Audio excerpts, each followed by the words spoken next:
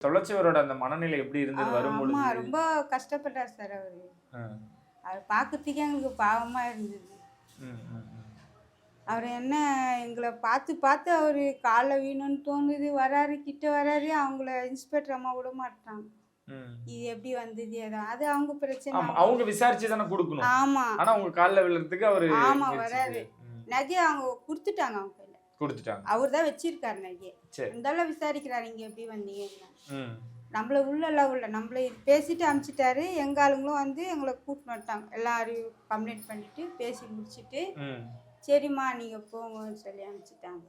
சரி. அதுக்கப்புறம் என்ன நடந்துச்சு? நீங்க வேலை செய்யற கம்பெனில என்ன சொன்னாங்க? கம்பெனிலே எல்லாம் பாராட்டினாங்க சார். கம்பெனிக்கு பெரிய பேர் தேடி குடுத்துருக்கம்மா நீ. சரி. இது வரைக்கும் யாரும் பண்ணாத விஷயம் பண்ணியிருக்க ம், ம். அப்படின்னாங்க. நான் இருந்த மாதிரியே இல்லை, இப்போ இருக்கிற மாதிரியே இல்லை அ, அ. அப்படின்னு சொல்லி பேசுனாங்க சார். எல்லாரும் பாராட்டினாங்க என் கம்பெனிலன்னு. அப்படியா? பெரிய அதிகா சிஓ வரைக்கும் வந்து சொன்னாங்க. அ, அ, பெரிய விஷயம் பண்ணியிருக்கம்மா கம்பெனிக்கு நீங்க அ. அப்படின்னு. இந்த கம்பெனியில் நான் இல்லைன்னா இந்த மாதிரி வரப்போறது இல்லை நான். ஓகே.